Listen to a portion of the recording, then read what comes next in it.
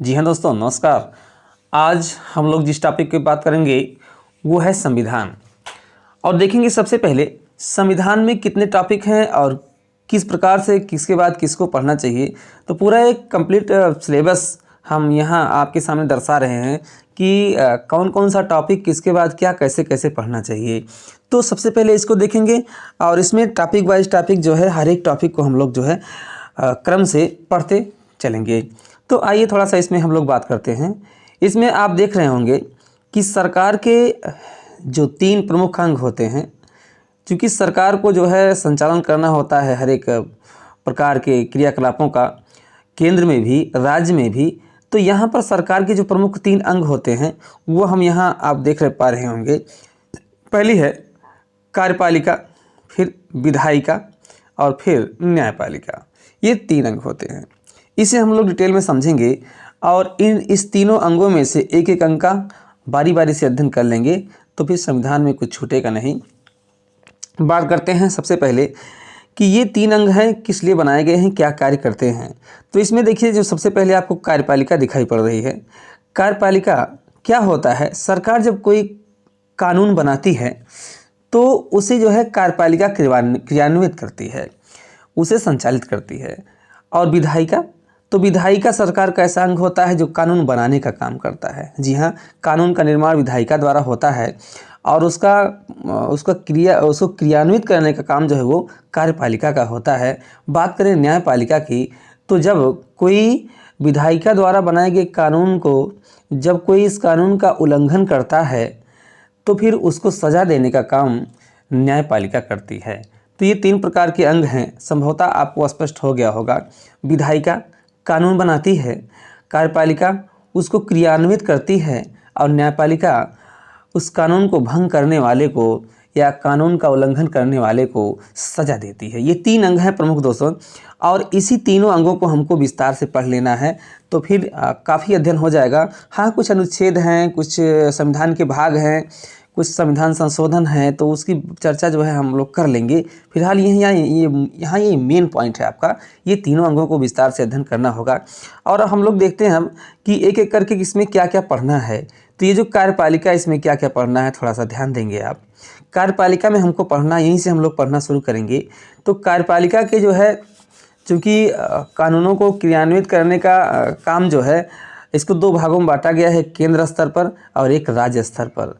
केंद्र मतलब दिल्ली और राज्य मतलब लखनऊ। तो ये दोनों स्तरों पर कानूनों का जो कानून विधायिका द्वारा बनाए जाते हैं उनका क्रियान्वयन होता है। तो सबसे पहले हम लोग केंद्र को डिटेल में पढ़ेंगे, इसके बाद राज्य को पढ़ेंगे। चलिए देखते हैं केंद्र में क्या पढ़ेंगे हम लोग। तो केंद्र में सबसे पहले हम लोग राष्ट्रपति का अध्ययन करेंगे, पहला चैप्टर हमारा होगा। इसके बाद दूसरा चैप्टर उपराष्ट्रपति होगा और इसके बाद तीसरा चैप्टर प्रधानमंत्री होगा और इसके बाद चौथा चैप्टर मंत्रिपरिषद होगा। और मंत्रिपरिषद के अंतर्गत हम लोग पढ़ेंगे सबसे पहले कैबिनेट मंत्री, इसके बाद राज्य मंत्री और इसके बाद उप मंत्री। इतना हम लोग पढ़ लेंगे तो कार्यपालिका का जो केंद्र वाला भाग है, दिल्ली वाला भाग है, उसको हम लोग पूरे तरीके से उसका अध्ययन कर लेंगे, जान लेंगे क्या होता है राष्ट्रपति, उसकी शक्तियाँ, कार्य इत्यादि जो भी कुछ हैं। फिर उपराष्ट्रपति के, फिर प्रधानमंत्री के, फिर मंत्रिपरिषद के, जिसमें 3 अंग हैं, कैबिनेट मंत्री, राज्य मंत्री और उप मंत्री। 3 प्रकार के मंत्री होते हैं दोस्तों। ये तो हम लोग केंद्र का अध्ययन करेंगे कार्यपालिका के अंतर्गत। किसके अंतर्गत? कार्यपालिका के अंतर्गत जो है हम लोग केंद्र के बारे में जानेंगे कि राष्ट्रपति, उपराष्ट्रपति, प्रधानमंत्री, मंत्रिपरिषद क्या होता है।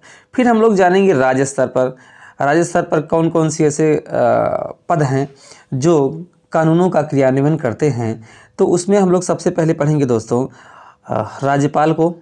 राज्यपाल के बाद हम लोग पढ़ेंगे मुख्यमंत्री को और मुख्यमंत्री के बाद हम लोग पढ़ेंगे मंत्रिपरिषद को और मंत्रिपरिषद के बाद हम लोग पढ़ेंगे महाधिवक्ता को।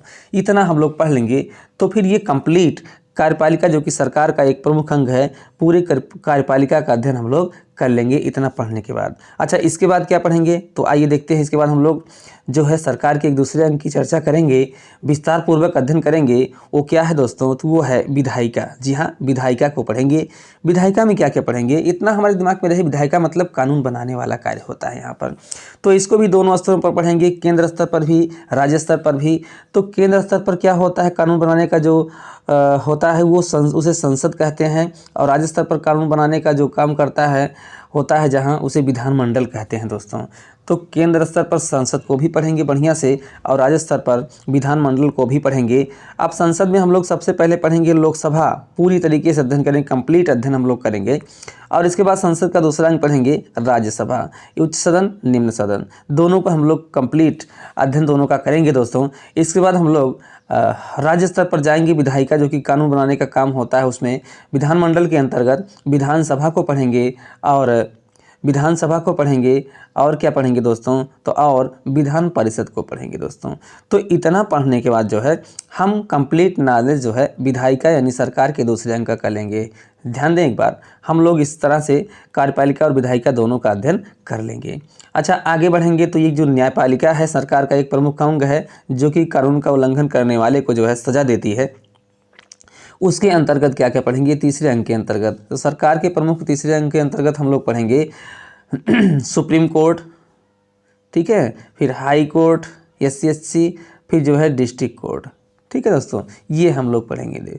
चलिए, प्रदेश स्तर पर सुप्रीम कोर्ट होता है और हाई कोर्ट होता है जिसको मध्य में रखा गया है, और सबसे निम्न में किसको रखा गया है, तो डिस्ट्रिक्ट कोर्ट जिला कोर्ट को रखा गया है। ये आप देख पा रहे होंगे, ये क्रम में रखा गया है, वरीयता क्रम में। सबसे उच्च स्थान पर ये है सुप्रीम कोर्ट, फिर उससे नीचे आपका हाई कोर्ट है, फिर उससे नीचे आपका डिस्ट्रिक्ट कोर्ट है दोस्तों। ये वरीयता क्रम में रखा गया है। तो इन सभी का अध्ययन भी हम लोग करेंगे। तो सरकार के तीसरे अंग यानी न्यायपालिका का अध्ययन भी हम लोग कर लेंगे, और ये प्रमुख चीज़ों को हम लोग बहुत बढ़िया से विस्तार पूर्वक अध्ययन कर लेंगे। और इसी बीच हम लोग अध्ययन कर लेंगे जितने भी संविधान के प्रमुख, जी हाँ, प्रमुख जितने अनुच्छेद हैं सभी अनुच्छेदों का अध्ययन करेंगे, अनुसूचियों का अध्ययन करेंगे, और उसी के अंतर्गत अध्ययन करेंगे जो भी कुछ महत्वपूर्ण संविधान संशोधन हुए हैं, कब हुए हैं, क्यों हुए हैं। तो कंप्लीट पूरा संविधान का अध्ययन हम लोग कर लेंगे। और आप जानते हैं कि वनडे एग्ज़ाम की परीक्षाओं में संविधान से कई क्वेश्चन आ जाते हैं, 6 से 7 8 क्वेश्चन आ जाते हैं। तो ये हम लोग एक हफ्ता या फिर 10 दिन के अंतर्गत पूरा संविधान का अध्ययन हम लोग बढ़िया से कर लेंगे। चलिए, तो फिर आज के इस वीडियो में हम लोग शुरू करते हैं शुरू से, यानी कार्यपालिका के पहले स्टेप्स को पढ़ेंगे। उसमें क्या है, तो उसमें जो है राष्ट्रपति है। चलिए, राष्ट्रपति का अध्ययन हम लोग कर लेते हैं। राष्ट्रपति क्या होता है और किस अनुच्छेद में इसका वर्णन किया गया है, इन सब का अध्ययन हम लोग कर लेते हैं। चलिए, तो आगे बढ़ते हैं और देखते हैं आज की इस वीडियो में राष्ट्रपति को क्या होता है राष्ट्रपति। चलिए, तो यहाँ पर कुछ बिंदु पर हम सबसे पहले ध्यान देंगे। क्या राष्ट्रपति हम लोग पढ़ने जा रहे हैं, तो सबसे पहले जान लें कि वर्तमान में, यानी ये वीडियो बन रहा है आपका 16 मार्च 2021 को। तो इस समय वर्तमान में भारत के राष्ट्रपति कौन हैं, उनका नाम तो जान लें, उनको पढ़ने जा रहे हैं। तो वर्तमान राष्ट्रपति जो हैं वो कौन है, श्री रामनाथ कोविंद। जी हाँ, श्री रामनाथ कोविंद जी हमारे देश के राष्ट्रपति हैं। चलिए, अब यहाँ बात करते हैं दूसरे पॉइंट पर। तो ये जो राष्ट्रपति होता है ये भारत का प्रथम नागरिक कहा जाता है। कई बार परीक्षाओं में क्वेश्चन पूछा गया है, भारत का प्रथम नागरिक कौन होता है, तो भारत का प्रथम नागरिक जो होता है वो राष्ट्रपति ही होता है, अर्थात श्री रामनाथ कोविंद जी हमारे भारत के प्रथम नागरिक कहे जाएंगे। आगे बढ़ते हैं, तो आगे है आपका राष्ट्रपति केंद्र की कार्यपालिका का हेड होता है। केंद्र दिल्ली दोस्तों, दिल्ली केंद्र। तो केंद्र सरकार का जो हेड होता है, प्रमुख होता है, सबसे उच्च स्थान पे होता है, वो कौन होता है दोस्तों, तो ये राष्ट्रपति ही होता है। जी हाँ, राष्ट्रपति होता है। लेकिन यहाँ पर एक बात सोचने की आती है, हेड तो होता है राष्ट्रपति, लेकिन जो है कार्यों का संचालन ये इसे नाम मात्र का ये होता है, पूरे शक्तियों का प्रयोग जो है ये प्रधानमंत्री के द्वारा करता है। तो कभी कभी आ जाता है यहाँ से क्वेश्चन कि नाम मात्र का हेड, वास्तविक हेड कौन होता है नाम मात्र का, तो वो राष्ट्रपति ही होगा। बाकी कार्यों शक्तियों का प्रयोग तो प्रधानमंत्री करता है। आगे चल के इसकी विस्तार पूर्वक चर्चा करने वाले हैं अभी। फिलहाल इतना जानने के बाद थोड़ा सा आगे बढ़ते हैं और देखते हैं कुछ और बिंदुओं को, जिसमें बहुत ही खास बातें आपके लिए हमने लिखा हुआ है। चलिए, तो ये एक पॉइंट है आपका, क्या है, इसमें कहा गया है भारतीय संविधान के भाग 5 में, कितने भाग में, भाग 5 के अनुच्छेद 52 से अनुच्छेद 72 तक, ध्यान रखिएगा, संविधान के 5वें भाग में, भाग नंबर 5 में अनुच्छेद 52 से अनुच्छेद 73 तक राष्ट्रपति एवं उपराष्ट्रपति के बारे में वर्णन किया गया है। इतना आपको ध्यान रहे कि राष्ट्रपति उपराष्ट्रपति जब तक आप पढ़ेंगे तो अनुच्छेद 52 से 73 के बीच में आप रहेंगे और इसी के अंतर्गत राष्ट्रपति या फिर उपराष्ट्रपति के बारे में कुछ खास बातें कही गई हैं। चलिए तो अगला पॉइंट हम लोग देखते हैं। अगला पॉइंट क्या है? अगले पॉइंट में आपसे कहा गया है अनुच्छेद 52 का वर्णन किया गया है। देखिए 52 से ही राष्ट्रपति का नाम शुरू हो जाता है। तो 52 में क्या कहा गया है?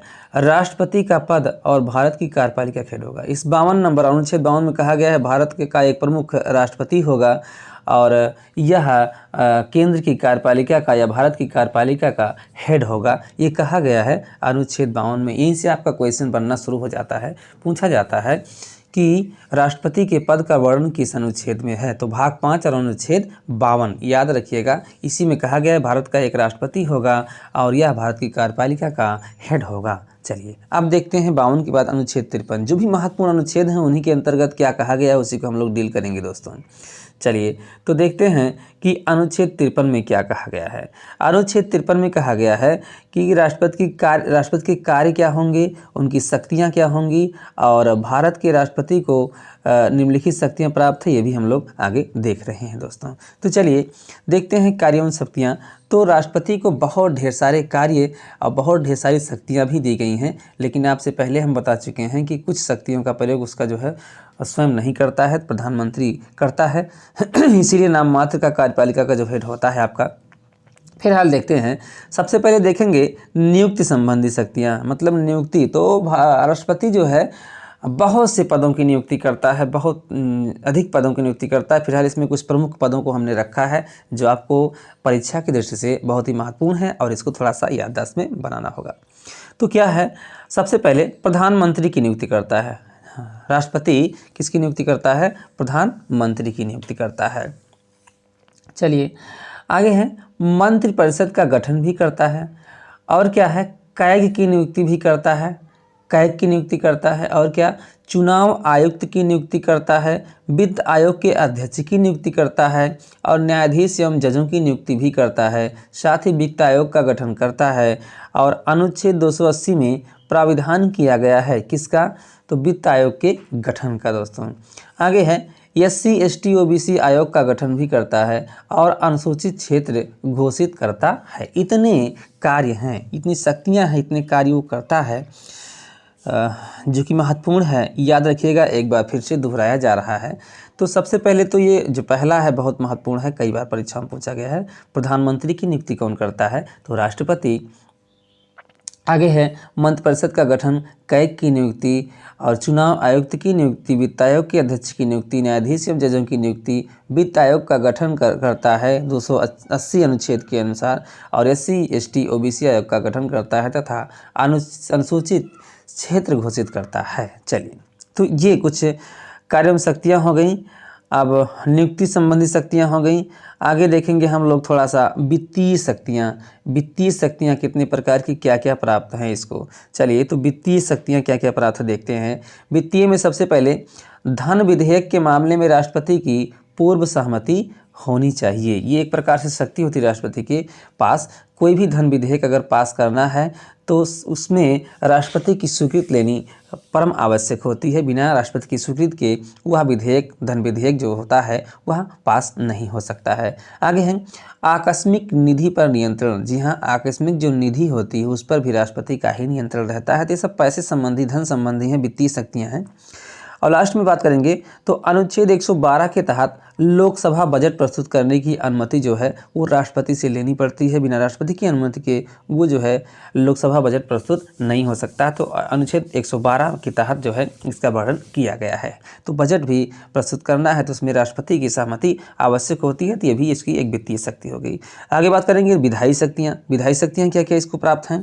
तो राष्ट्रपति जी को प्राप्त हैं कैसी शक्तियाँ? किसी भी प्रकार के विधेयक हो, चाहे जो भी विधेयक हो, कोई भी विधेयक का हो, मतलब कानून बनाना हो कोई, तो उसमें राष्ट्रपति का हस्ताक्षर जो है वो जरूरी होता है। यानी आपने पढ़ा है एक अंग होता है विधायिका। विधायिका के अंतर्गत कानून बनने का काम होता है, कानून बनाया जाता है।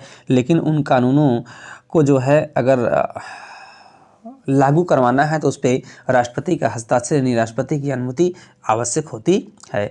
और होता है क्या, और है अनुच्छेद 123 के तहत अध्यादेश जारी करने की शक्ति होती है किसके पास, राष्ट्रपति के पास। जब चाहे तब वो अध्यादेश आवश्यकता पड़ने पर जारी कर सकता है। किस अनुच्छेद में वर्णित है अध्यादेश, तो 123 में वर्णित है। 123 के तहत वह कभी भी अध्यादेश जारी कर सकता है, ये उसके पास विधायी शक्ति होती है दोस्तों। आगे देखेंगे चौथा, ये हम लोग पढ़ रहे राष्ट्रपति की शक्तियाँ, थोड़ा सा ध्यान दे देंगे, 1-2 बार देख लेंगे वीडियो को तो सब याद हो जाएगा। कुछ न्यायिक शक्तियाँ भी होती हैं। कैसी शक्तियाँ, सबसे महत्वपूर्ण शक्ति होती है राष्ट्रपति के पास क्षमादान की शक्ति। किस अनुच्छेद के तहत, अनुच्छेद 72 के तहत।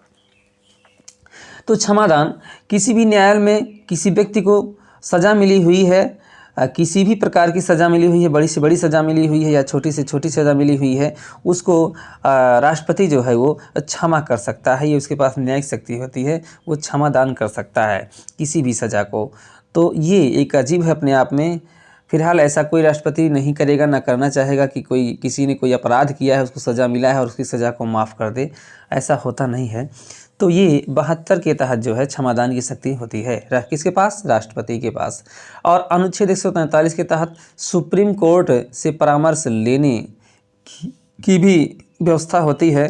जब चाहे तब सुप्रीम कोर्ट से वो परामर्श ले सकता है किसी प्रकार के न्याय करने के लिए। और क्या होता है, सबसे इम्पॉर्टेंट पॉइंट आपका यहाँ लास्ट में लिखा है, राष्ट्रपति ही तीनों सेनाओं का अध्यक्ष होता है, मुख्य होता है। अर्थात जब भी युद्ध की घोषणा करना हो तो वो राष्ट्रपति के हाथ में होता है। वो जब चाहे तब आवश्यकता पड़ने पर युद्ध की घोषणा भी कर सकता है। बिना इसकी आज्ञा के किसी प्रकार का युद्ध जो है वो शुरू नहीं हो सकता। तो राष्ट्रपति कुल मिला के तीनों सेनाओं, जल सेना, थल सेना और वायु सेना, इन तीनों सेनाओं का अध्यक्ष होता है, प्रमुख होता है दोस्तों। चलिए 5वें नंबर पे क्या देखेंगे, तो 5वें नंबर पे हम लोग देखेंगे आपात शक्तियाँ। जी हाँ, आपातकालीन शक्तियाँ क्या हैं जो राष्ट्रपति के पास होती हैं दोस्तों। इसमें है अनुच्छेद 352 के तहत, नोट कर लिए, बहुत ही इम्पोर्टेंट पॉइंट है, अनुच्छेद 352 के तहत आपातकाल की घोषणा। जी हाँ, अनुच्छेद 352 के तहत आपातकाल की घोषणा करने की आपात शक्ति होती है राष्ट्रपति के पास। और अनुच्छेद 356 के तहत राष्ट्रपति शासन लगाने की शक्ति भी राष्ट्रपति के अंदर होती है दोस्तों। और आगे बात करें 360, जो कि बहुत ही महत्वपूर्ण है, अनुच्छेद 360 के तहत वित्तीय आपात की घोषणा करने की शक्ति भी होती है दोस्तों। चलिए आगे बढ़ेंगे, तो ये कार्य शक्तियाँ हो गई राष्ट्रपति के।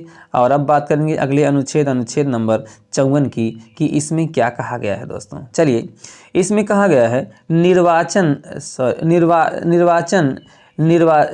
के बारे में कहा गया है कि इसमें अनुच्छेद 54 में निर्वाचक मंडल के कम से कम, यहाँ राष्ट्रपति के निर्वाचन के बारे में कहा गया है कि इसका निर्वाचन कैसे होता है। तो निर्वाचक मंडल के कम से कम 50 प्रस्तावक और 50 अनुमोदक होने चाहिए। जी हाँ, आप अभी आगे चल के पढ़ेंगे राष्ट्रपति की योग्यता, जो कि योग्यता को फुलफिल करने वाले या ऐसे लोग बहुत मिल जाएंगे, तो बहुत से लोग राष्ट्रपति के दावेदार हो जाएंगे। लेकिन यही एक चीज़ है जो कि दावेदारों की संख्या कम करता है, वही राष्ट्रपति के लिए उम्मीदवार बन सकता है जिसके पास कम से कम 50 प्रस्तावक हों और 50 अनुमोदक हों दोस्तों। तो ये होता है। और जो राष्ट्रपति पद के लिए उम्मीदवार बनता है उसे जो है 15,000 रुपये की जमानत राशि जो है reserve bank of India RBI के पास जमा करनी होती है। वो जमा करता है जमानत राशि। और यदि वह 1/6 मत नहीं प्राप्त करता है, पूरे मत का 1/6 मत प्राप्त नहीं करता है, नहीं मिलता है उसे, तो फिर उसकी ये जमानत राशि जो होती है कितना, 15,000, वो RBI द्वारा या सरकार द्वारा जब्त कर लिया जाता है, उसे वापस नहीं मिलता है दोस्तों। तो ये है, इस पे हम लोग खास ध्यान रखेंगे। यही कुछ खास बातें हैं जहाँ से छोटे छोटे क्वेश्चन बनते हैं दोस्तों। तो इन सभी पॉइंट को अगर आप 1-2 बार देख लेते हैं तो सब आपको याद हो जाएगा दोस्तों। यहाँ हम थोड़ा सा आपसे चर्चा करना चाहेंगे कि ये जो निर्वाचक मंडल की चर्चा की गई है, निर्वाचक मंडल की बात की गई है, इसमें कौन कौन शामिल होते हैं, अर्थात कौन कौन राष्ट्रपति पद को चुनने के लिए कौन कौन वोट देने वाले होते हैं या कौन कौन निर्वाचक मंडल में शामिल होते हैं दोस्तों। इसके बारे में थोड़ा सा आपको एक बार ध्यान से समझना है। तो यहाँ पर हम लोग देखेंगे क्या है कि इसमें सबसे पहले संसद के दोनों सदन, लोकसभा और राज्यसभा के निर्वाचित सदस्य, याद रखिएगा निर्वाचित सदस्य की बात हो रही है। तो लोकसभा राज्यसभा के निर्वाचित सदस्य एवं विधानसभा के निर्वाचित सदस्य, क्या दोस्तों, विधानसभा के निर्वाचित सदस्य, इसी में दिल्ली पुदुचेरी की विधानसभा के भी निर्वाचित सदस्य आते हैं। तो ये सभी निर्वाचक मंडल में शामिल होते हैं, ये सभी जो है वोट देने का काम करते हैं।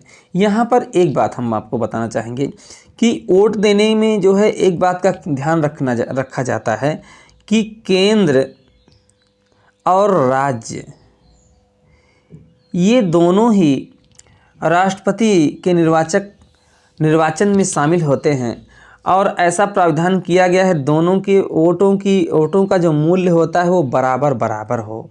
तो यहाँ पर ध्यान देंगे, जैसे केंद्र स्तर पर देखेंगे तो लोकसभा, राज्यसभा, विधानसभा इत्यादि को मिलाकर कुल लगभग 800 लोग होते हैं वोट डालने वाले, क्योंकि आप जानते हैं लोकसभा में 545 और राज्यसभा में भी, तो ये कुल मिला के जो है आपके 700-800 के आसपास जो है वोटरों की संख्या होगी। वहीं पर अगर देखें विधानसभाओं के विधायकों की, तो उनकी संख्या जो है बहुत ज़्यादा हो जाती है इनकी तुलना में, लगभग 4000 हो जाती है। तब तो ये ऐसा अगर डायरेक्ट एक लोग का एक मत का वोट, एक मत का सबका हो जाए, तो ये जो है राज्य में जो विधायक जो वोट डालेंगे इसमें तो ये बहुत ज़्यादा है, अर्थात ये राज्य के विधायक ही मिलकर जो है राष्ट्रपति बना देंगे। तो वोटों का मत मूल्य बराबर हो दोनों का, इसलिए एक जो है पद्धति अपनाई जाती है किसके, राष्ट्रपति के चुनाव में, जिसे कहा जाता है एकल संक्रमणीय पद्धति। जी हाँ, कई बार क्वेश्चन आ चुका है कि निर्वाचन की जो रीति होती है किस प्रकार की होती है, किस पद्धति को अपनाया जाता है राष्ट्रपति चुनाव में।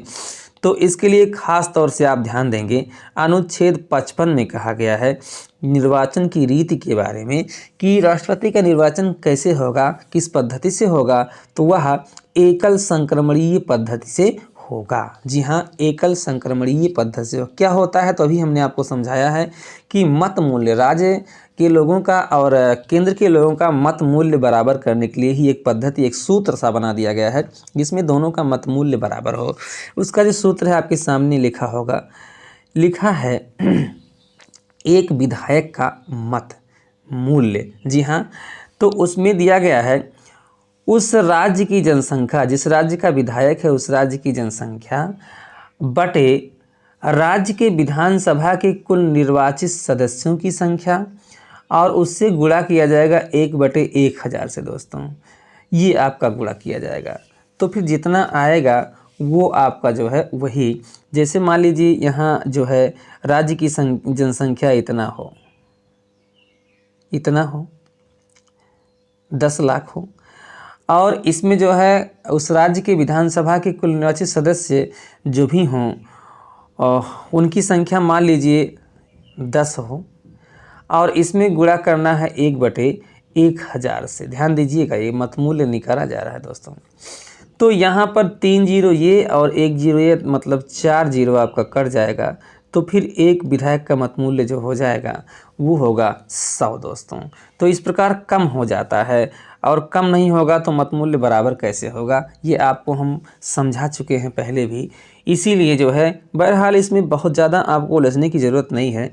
जब भी क्वेश्चन पूछा गया है तो यही पूछा गया है कि राष्ट्रपति का निर्वाचन जो है वो किस पद्धति द्वारा होता है, तो याद रखिएगा एकल संक्रमणीय पद्धति द्वारा होता है। अच्छा, ये तो एक विधायक का मत मूल्य हो गया दोस्तों। ये आप देख रहे हैं विधायक मत मूल्य कम किया जा रहा है, चाहे 1000 से भाग देकर, चाहे 10 से भाग देकर, तो कम किया जा रहा है, क्योंकि आपको पहले भी हम बता चुके हैं कि विधायकों की संख्या जो है अगर देखा जाए लगभग 4000 के पास आती है, जबकि लोकसभा, राज्यसभा इत्यादि के निर्वाचित सदस्यों की संख्या देखा जाए तो लगभग 800-900 के आसपास होती है, तो कम होती है। मत मूल्य को बराबर करने के लिए विधायक के मूल्यों को कम किया जाता है इस सूत्र के जरिए।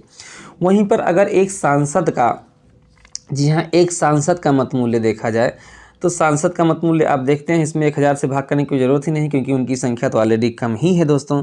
तो इसका जो सूत्र है आप देखेंगे यहाँ ध्यान देकर एक सांसद का मत मूल्य क्या होगा, तो इसमें जो है देखिए कुल विधायकों का मत मूल्य बटे निर्वाचित सदस्यों का मत मूल्य। इसमें किसी भी प्रकार के 1000 से भाग देने या करने की आवश्यकता नहीं होती, क्योंकि इनकी संख्या ही उतनी नहीं होती कितना कम कर दिया जाए।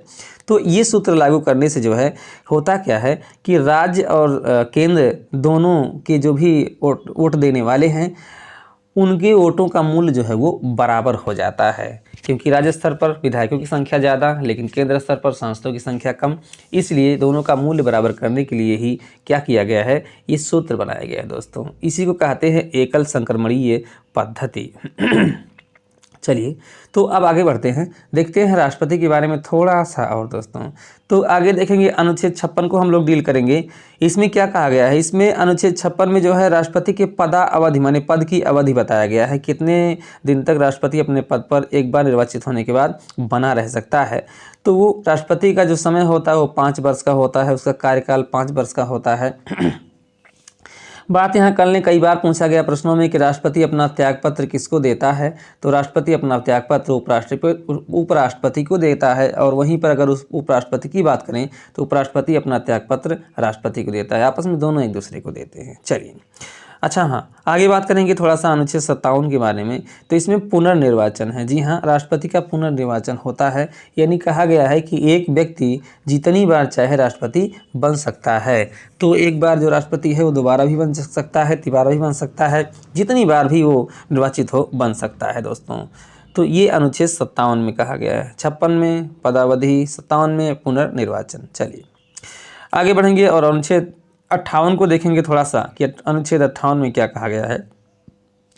अनुच्छेद 58 में कहा गया है कि उसकी जो है योग्यता क्या होनी चाहिए। बहुत बार पूछा गया है और यही पहला वाला पॉइंट पूछा गया है दोस्तों हर बार, तो इसको ध्यान से देख लें। तो योग्यता में जो भी बहुत ढेर सारी योग्यताएं होनी चाहिए, तो सब हमने नहीं यहाँ पर लिखा है, जो सामान्य है आप सभी जानते ही हैं, तो उसको हमने नहीं लिखा है। बाकी जो खास योग्यताएं हैं उसको हमने लिख दिया है। तो नंबर 1 पे, वह 35 वर्ष की आयु पूरी कर चुका हो। कई बार पूछा गया राष्ट्रपति के लिए कितनी वर्ष की आयु होनी चाहिए पद के लिए, तो वो 35 वर्ष की आयु पूरी कर चुका हो। बाकी लोकसभा का सदस्य बनने की योग्यता रखता हूँ, यहाँ लोकसभा है, ध्यान रखिएगा। राष्ट्रपति पद पर वही निर्वाचित हो सकता है जो लोकसभा का सदस्य बनने की योग्यता रखता हो। यही कई बार ऑप्शन में राज्यसभा आता है तो हम लोग गलत कर बैठते हैं, वहाँ समझ में नहीं आता है। तो ध्यान रखिएगा, राष्ट्रपति की योग्यता में लोकसभा का सदस्य बनने की योग्यता शामिल है दोस्तों, लोकसभा है। चलिए, और क्या है, तो सामान्य सी बात है, किसी लाभ के पद पर ना हो, कोई सरकारी नौकरी ना कर रहा हो और वह भारत का नागरिक हो, जो कि एक सामान्य बात है। तो इसमें 2 ही पॉइंट आपको खास रखना है, 35 वर्ष की योग्यता रखता हो और लोकसभा का सदस्य बनने की योग्यता रखता हो और 35 वर्ष की आयु पूरी कर चुका हो। चलिए आगे देखेंगे अनुच्छेद 60 को। तो 60 को हम लोग देखिए डील करते हैं, क्या है इसमें। तो 60 में कहा गया है कि अनुच्छेद 60 के तहत राष्ट्रपति की शपथ का वर्णन है कि वो शपथ किसके सामने ग्रहण करता है, शपथ किसके सामने लेता है। तो राष्ट्रपति जो है, ये कई बार प्रश्न में पूछा गया दोस्तों, इसको याद रखिएगा। राष्ट्रपति जो है वो मुख्य न्यायाधीश के समक्ष जो है शपथ ग्रहण करता है दोस्तों, मुख्य न्यायाधीश। तो वर्तमान में जो मुख्य न्यायाधीश हैं उनकी हम चर्चा करेंगे। वो है शरद अरविंद बोबडे, जो कि 47वें मुख्य न्यायाधीश हैं। इनके पहले रंजन गोगोई जी थे। जी हाँ, रंजन गोगोई जी थे और अब मौके पे उनके बाद 47वें जो मुख्य न्यायाधीश हैं वो है शरद अरविंद बोबडे। और इन्हीं के समान जो है, इन्हीं के सामने जो है, मान लीजिए राष्ट्रपति अगर बनते हैं तो शपथ ग्रहण करेंगे दोस्तों। तो कई बार क्वेश्चन पूछा गया है कि राष्ट्रपति किसके समक्ष शपथ ग्रहण करता है, तो किसके समक्ष दोस्तों, मुख्य न्यायाधीश के समक्ष। चलिए और आगे बढ़ते हैं। तो अनुच्छेद नंबर 61 है, जो कि लास्ट में हम लोग इसको देखेंगे ध्यान से, महाभियोग। जी हाँ, यहाँ पर कहा गया है अगर राष्ट्रपति जो है कोई ऐसा कार्य करता है तो न्याय संगत ना हो। हालांकि ऐसा कभी आज तक नहीं हुआ है, राष्ट्रपति इतना उच्च पद स्वयं होता है कि वो अपनी गरिमा को ध्यान में रखते हुए कोई ऐसा कार्य करता ही नहीं है। फिलहाल प्राविधान है अनुच्छेद 61 में कि अगर राष्ट्रपति कोई ऐसा कार्य करता है जो न्याय संगत ना हो तो उस पर महाभियोग लगाया जा सकता है दोस्तों। कैसे, तो संसद के दोनों सदनों में लाया जा सकता है, लोकसभा और राज्यसभा में महाभियोग लाया जा सकता है और उस पर महाभियोग लगाया जा सकता है। लेकिन सबसे महत्वपूर्ण बात है, 14 दिन पहले राष्ट्रपति को उसकी सूचना दी जानी चाहिए। जी हाँ, 14 दिन पहले राष्ट्रपति को सूचना दे दें कि आपके ऊपर महाभियोग लगाया जा रहा है, आपने ऐसा गलत कार्य किया है, ये सूचना देना बहुत आवश्यक होता है। तो ये महाभियोग लगाने की जो है प्रक्रिया को अनुच्छेद 61 में कहा गया है। हालांकि ऐसा अभी तक कभी हुआ नहीं है दोस्तों। अच्छा हाँ, एक नोट है, इस पर ध्यान देंगे। राष्ट्रपति के स्थान पर उपराष्ट्रपति अधिकतम कितने दिन तक कार्य कर सकता है। तो आप जानते हैं कि राष्ट्रपति के स्थान पर जो है, जब राष्ट्रपति असमर्थ हो या ना हो या ऐसी कोई भी दशा आती हो जब राष्ट्रपति का पद खाली हो, तो उस समय राष्ट्रपति के स्थान पर उपराष्ट्रपति कार्य करता है, लेकिन अधिकतम कितने दिन तक रह सकता है, तो 6 माह तक रह सकता है। बस इतना बात आप ध्यान रखिए, तो राष्ट्रपति से कोई भी क्वेश्चन आपका जो है वो छूटेगा नहीं। इसी तरह हमने सबसे पहले आपको बताया है किस क्रम में, किस तरीके से, योजनाबद्ध तरीके से हम लोग पूरे संविधान का अध्ययन करेंगे, तो उसी तरीके से अध्ययन करेंगे। और इसके बाद कल के वीडियो में हम लोग देखेंगे उपराष्ट्रपति को, और बहुत ही ध्यान से। तो रोज़ डेली वीडियो आप देखिएगा, और संविधान के एक एक पॉइंट पर, चाहे कार्यपालिका हो, चाहे व्यवस्थापिका हो, चाहे न्यायपालिका हो, प्रत्येक बिंदु का हम लोग बहुत ही विस्तार पूर्वक अध्ययन करेंगे दोस्तों। ठीक है, तो अभी तक अगर आपने चैनल को सब्सक्राइब नहीं किया है तो यार चैनल को सब्सक्राइब कर दीजिए और बेल आइकन प्रेस कर दीजिए, वीडियो को लाइक कर दीजिए और अपने मित्रों के साथ इस वीडियो को शेयर ज़रूर करिएगा। शेयर करना मत भूलिएगा दोस्तों। चलिए, मैं बाल मुकुंद अब विदा लेता हूँ आपसे, मिलता हूँ एक अगले वीडियो में, तब तक के लिए जय हिंद।